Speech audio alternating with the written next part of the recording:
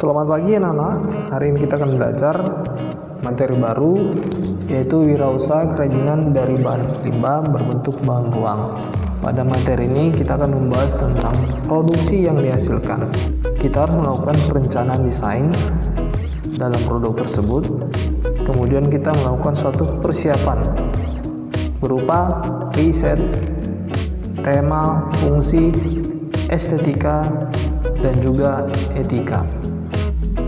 Selanjutnya pengembangan dilakukan dengan tahap differon, yaitu pembuangan struktur yang tidak perlu, penggabungan bentuk, proses standarisasi, perubahan bentuk desain, dan perubahan struktur.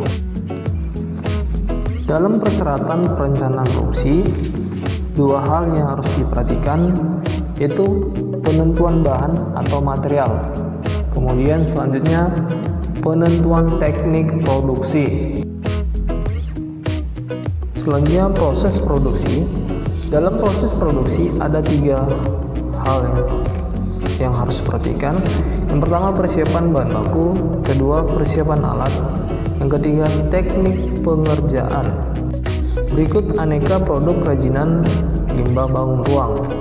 Bisa kamu lihat pada gambar yang sudah tertera adalah jenis bahan limbah yang menghasilkan suatu mahakarya yang luar biasa.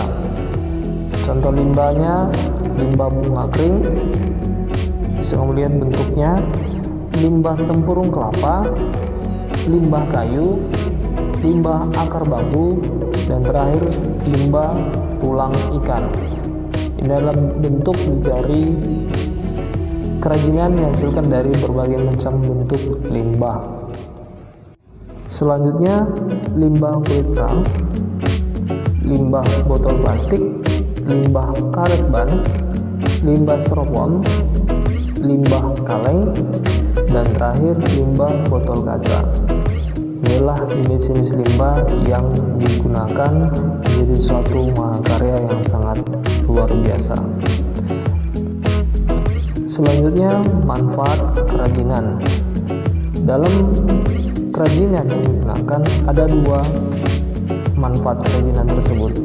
Bisa sebagai benda pakai, bisa juga sebagai benda hias. Jadi manfaat kerajinan ini sangat berguna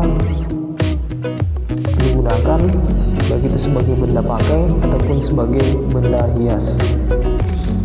Selanjutnya potensi kerajinan. Dalam potensi kerajinan ini ada beberapa potensi yang bisa diambil, itu dari pesisir pantai atau laut. Contohnya cangkang kerang, tempurung kelapa, dan sabut kelapa. Potensi dari pertanian, biji-bijian kering, bunga kering, kulit pohon kering.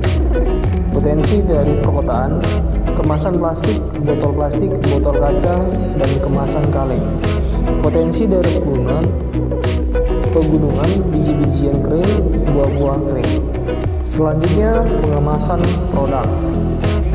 Fungsi kemasan, yang pertama wadah produk, yang kedua memberikan perlindungan, yang ketiga memudahkan pengangkutan, dan terakhir memberikan keterangan produk.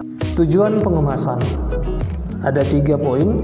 Yang pertama sebagai bentuk pelayanan, yang kedua memberikan ciri dari suatu pengemasan, yang ketiga sebagai daya tarik. Demikian materi yang Bapak sampaikan untuk hari ini. Bapak berharap anak-anak Bapak mengerti dan paham dari penjelasan yang baru saja Bapak sampaikan. Sampai jumpa di pertemuan selanjutnya dengan materi yang baru. Selamat pagi.